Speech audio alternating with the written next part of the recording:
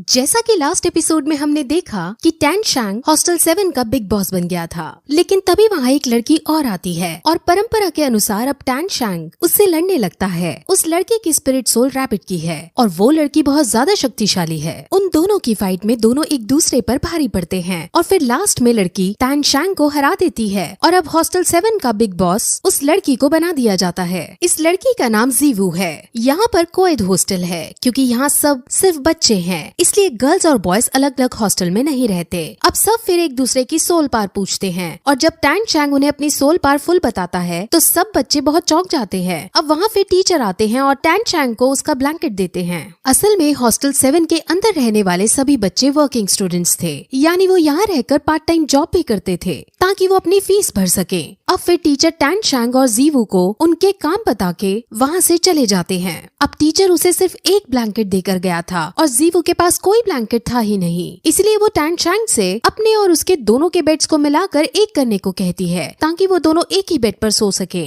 अब सब बच्चे बहुत चौंक जाते हैं और टैन शैंग से जलने लगते हैं। टैन शैंग भी घबराते हुए उससे कहता है कि भला एक लड़का लड़की एक साथ एक बेड पर कैसे सो सकते हैं, जिस पर जीवू कहती है कि जब मुझे लड़की होकर कोई दिक्कत नहीं तो तुम्हें लड़के होकर क्या परेशानी है।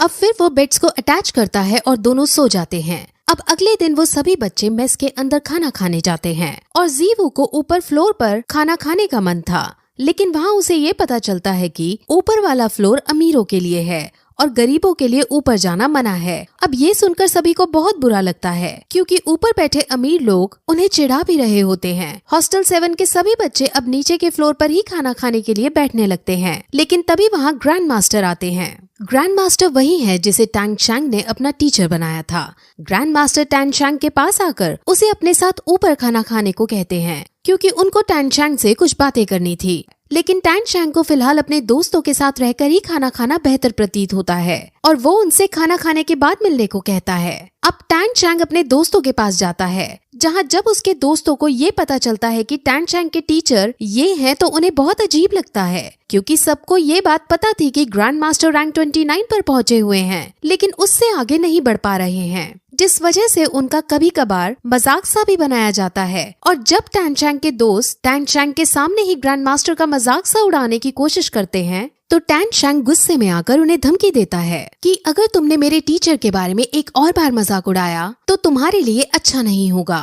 अब वो फिर सीधे ग्रैंड मास्टर से मिलने जाता है और अब ग्रैंड मास्टर उससे उसकी दूसरी स्पिरिट सोल को दिखाने को कहते हैं। वो उन्हें अपनी दूसरी स्पिरिट सोल दिखाता है जो असल में एक हैमर की थी। ग्रैंड मास्टर ये देखकर बहुत इम्प्रेस होते हैं और जब उन्हें ये पता चलता है कि उसके पापा एक लोहार हैं तो उन्हें थोड़ा अजीब लगता है कि आखिर लोहार के बेटे के पास इतना टैलेंट कैसे, लेकिन वो इसको एक अच्छा मैच ही कहते हैं क्योंकि लोहार के पास हथौड़े की स्पिरिट सोल से अच्छा कॉम्बिनेशन नहीं हो सकता था। अब वो फिर टैन शैंग को हैमर वाली स्पिरिट सोल में स्पिरिट रिंग को ऐड करने की मना करते हैं और जैसे ही वो ग्रैंड मास्टर से ये बात सुनता है तो वो बहुत चौंक जाता है क्योंकि उसके पापा ने भी उसे मना किया था कि उसे कभी भी हैमर स्पिरिट सोल में स्पिरिट रिंग ऐड नहीं करनी। अब वो इसका रीजन ग्रैंड मास्टर से पूछता है, जिस पर ग्रैंड मास्टर उसे सिर्फ इतना कहते हैं कि सही समय आने पर तुम्हें अपने आप पता चल जाएगा। अब ग्रैंड मास्टर टैन शैंग को अपने अंडर में रखकर उसकी ट्रेनिंग को करवाना चाहते थे और उसके स्पिरिट मास्टर बनना चाहते थे,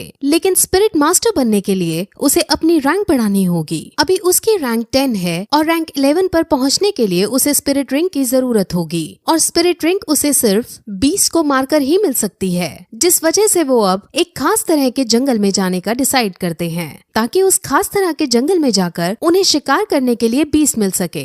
वो उसे फिर उसकी स्पिरिट सोल जो कि एक ब्लू सिल्वर ग्रास की है उसके बारे में उसे कई सारी नॉलेज देते हैं और वो नॉलेज हम आपको आगे आने वाली वीडियोस में स्टोरी के साथ बताएंगे।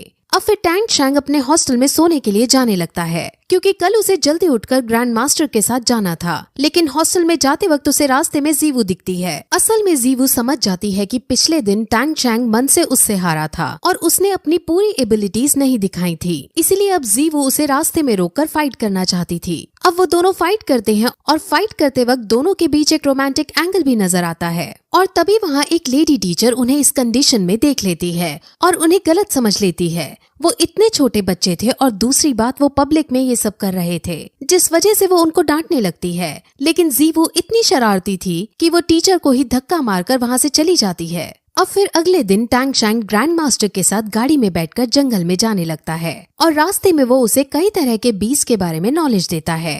वो फिर उसे एक खास तरह की बेल्ट देता है और उस बेल्ट के अंदर वो जितना चाहे उतना सामान स्टोर कर सकता है। अब इस बेल्ट को पाकर टैंग शैंग बहुत खुश हो जाता है क्योंकि वो अपने हिडन वेपन्स भी इसमें छुपा सकता था। अब वो इस जंगल के एंट्रेंस के पास पहुंच जाते हैं और इस एंट्रेंस के थ्रू सिर्फ खास लोग ही जा सकते थे और ग्रैंड मास्टर का रुतबा तो पूरे शहर के अंदर था, जिस वजह से ग्रैंड मास्टर और टैंग शैंग को जंगल के अंदर जाने की परमिशन दे दी जाती है। अब वो दोनों जंगल के अंदर जाते हैं। जंगल के अंदर कई खतरनाक बीस्ट मौजूद थे और उन बीस्ट से इन दोनों को भी खतरा हो सकता था, इसलिए ये दोनों अब कदम फूंक फूंक कर आगे बढ़ते हैं। अब फिर ग्रैंड मास्टर उसे अपनी स्पिरिट सोल दिखाता है जो कि असल में एक बीस्ट टाइप की स्पिरिट सोल है। उनकी स्पिरिट सोल बहुत ज्यादा खास और एक तरह की वेरिएंट थी, लेकिन अब टैंग शैंग को थोड़ा सा अजीब लगता है क्योंकि उनकी स्पिरिट सोल तो इतनी अच्छी है फिर भी उनकी रैंक आगे क्यों नहीं बढ़ रही। जिस पर अब ग्रैंड मास्टर उसे सच्चाई बताता है कि उसकी ये स्पिरिट सोल जब ही अवेकन हो गई थी जब उसकी रैंक हाफ थी और इस वजह से अब वो कितना भी हार्ड ट्रेन कर ले वो कभी भी अपनी रैंक को आगे नहीं बढ़ा पाएगा और इसीलिए ही ग्रैंड मास्टर ने अब रैंक बढ़ाने को छोड़ रैंक्स के बारे में पढ़ना शुरू कर दिया था और अब बहुत सारी नॉलेज इकट्ठा कर ली थी। अब फिर उसे अपनी बीस्ट स्पिरिट सोल के बारे में बताता है कि ये एक बार में 3 अटैक कर सकता है और ये बहुत शक्तिशाली भी है। वहाँ से वो लोग फिर आगे बढ़ते हैं और उन्हें एक बीस्ट नजर आता है, लेकिन वो बीस्ट बहुत कमजोर था और उसको मारने से उन्हें एनर्जी नहीं मिलने वाली थी, जिस वजह से वो उसको वहीं छोड़ आगे बढ़ जाते हैं। वहाँ उन्हें अब एक पेड़ दिखता है जिसको टैंग शैंग एब्जॉर्ब करके ब्लू सिल्वर ग्रास की स्पिरिट रिंग बढ़ा सकता था, लेकिन उस पेड़ की उम्र बहुत कम थी जिस वजह से वो उनके लिए सूटेबल नहीं है और अब वो आगे बढ़ जाते हैं। असल में वो कलर को देखकर उसकी उम्र का पता लगा सकते हैं। अब उनको बीस्ट ढूंढते ढूंढते रात हो जाती है और अब ग्रैंड मास्टर अपनी बीस्ट टाइप की स्पिरिट सोल को बाहर निकालते हैं और उसे मूली खिलाते हैं। असल में इस बीस्ट की स्पेशल पावर फाट मारना था और ये मूली खाने से ही पॉसिबल हो सकता था। ये बात टैंग शैंग को बहुत शॉक करती है। अब वो बात कर ही रहे होते हैं कि तभी वहाँ एक बहुत बड़ा स्नेक के शेप वाला बीस्ट आ जाता है और उन पर हमला करने लगता है। वो बीस्ट 100 साल से भी ज्यादा पुराना था और बहुत शक्तिशाली था और उसे ग्रैंड मास्टर नहीं मार सकते थे, जिस वजह से वो उससे बचकर भागने की कोशिश करते हैं। लेकिन वो बीस्ट उनको पकड़ने के लिए उनके पीछे दौड़ता है और उनको मारने ही वाला होता है कि तभी ग्रैंड मास्टर की स्पिरिट सोल उस पर हमला कर देती है, लेकिन वो बीस्ट उससे भी बच जाता है। ग्रैंड मास्टर और टैंग शैंग अपने अपने तरीकों से उसे हराने की कोशिश करते हैं, लेकिन दोनों में से कोई उसको नहीं हरा पाता। इसीलिए अब टैंग शैंग एक आइडिया सोचता है।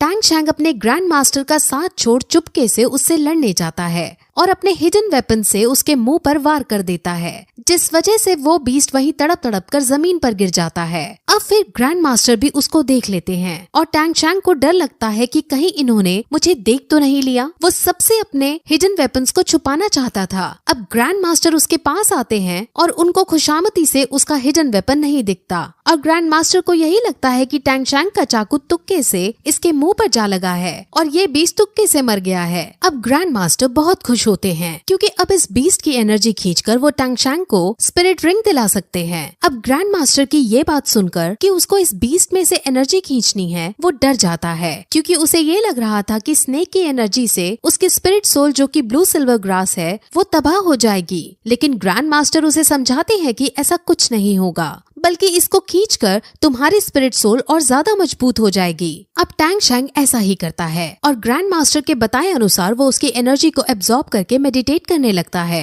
वो अपनी स्पिरिट सोल के अंदर पहुंच जाता है और उसे अब स्पिरिट रिंग हासिल होने लगती है और इस प्रोसेस में सुबह हो जाती है और जब उसकी आँख खुलती है तो वो अपने पास अपने टीचर को बेहोश पाता है। उनको चेक करने पर उसे उसके शरीर पर कल वाले बीस्ट के जहर का निशान मिलता है, जिस वजह से उनके शरीर में जहर फैल गया होता है और अब वो बेहोश हो गए होते हैं। अब अगर उनके शरीर से जहर नहीं निकाला गया तो वो मर सकते थे, इसीलिए वो तुरंत लोहार की टेक्निक का यूज करते हुए चाकू को गर्म करता है और उसका यूज करके जहर निकालने लगता है। वो फिर अपनी सोल पार का यूज करता है और जो जहर उनके शरीर के भीतर चला गया था उसे निकालता है और ऐसा करने के कुछ समय बाद ग्रैंड मास्टर फाइनली होश में आ जाते हैं। टैंग शैंग अपने टीचर को रेस्ट करने का बोलता है, लेकिन अब टीचर सबसे पहले वापस स्कूल लौटना चाहते थे। वो अब टैंग शैंग से उसकी स्पिरिट रिंग की पार दिखाने को कहते हैं, जिस पर अब टैंग शैंग मेडिटेट करके उनकी पार को निकालता है और वो पार 50 मीटर दूर के पेड़ में जाकर लगती है और उस पेड़ को अपने में जकड़कर उसे मारने के लिए रेडी हो जाती है। ग्रैंड मास्टर समझ जाते हैं कि ये पार बहुत ज्यादा खतरनाक है और बहुत शक्तिशाली है। इस पार से हम 50 मीटर दूर खड़े आदमी को आसानी से पैरालाइज भी कर सकते हैं। अब दोनों ही बहुत खुश होते हैं और दोनों अब स्कूल में वापस जाते हैं, जहाँ टैंग शैंग बीमार ग्रैंड मास्टर को बेड पर लेटाता है और ग्रैंड मास्टर उसको शेल्फ में से एक बुक निकालने को कहते हैं। वो कहते हैं कि मैंने इस बुक के अंदर अपनी कई सारी रिसर्च लिखी हैं और इनसे तुम्हें बहुत हेल्प होगी। वो फिर उसे शहर के स्पिरिट हॉल में जाने को कहते हैं, क्योंकि वहाँ जाकर वो खुद के लिए अपने टैलेंट के बेसिस पर एक मंथली स्टाइपेंड बुक कर सकता था और ऐसा करने के बाद उसे यहाँ वर्किंग स्टूडेंट के रूप में काम नहीं करना पड़ेगा। वो अपने ग्रैंड मास्टर की बात मान जाता है और अब उनके कहने अनुसार वहाँ जाने लगता है। वहीं दूसरी तरफ हम हॉस्टल 7 के बच्चों और अमीरों के बच्चों को एक ग्राउंड में देखते हैं जो एक दूसरे से लड़ रहे थे।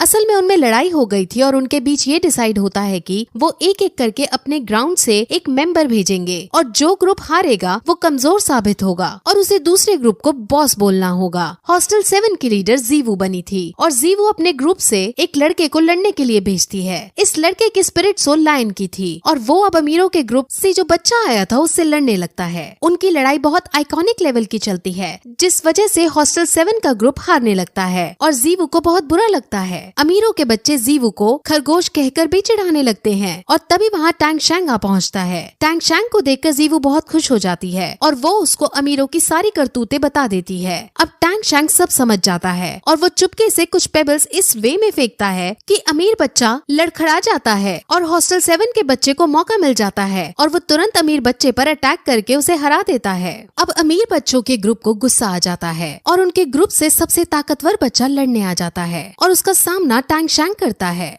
टैंग शैंग उसको बिना स्पिरिट सोल के यूज किए ही मात देने लगता है और उस अमीर बच्चे की बहुत बुरी बेइज्जती हो जाती है। अमीर बच्चा अब गुस्से में अपनी फुल स्ट्रेंथ में आता है और अब टैंग शैंग भी अपनी स्पिरिट रिंग का यूज करता है और उसे अपनी पावर्स में जकड़ लेता है और उसे कहता है कि अब तुम अगर हार नहीं मानोगे तो तुम पैरालाइज हो जाओगे। अब वो अमीर बच्चा मरता क्या ना करता, इसलिए वो हार मानकर हॉस्टल 7 को अपने बॉस के रूप में एक्सेप्ट कर लेता है और जीवू बहुत खुश हो जाती है और फिर उन सबको अपनी सोल पावर के बारे में बताती है।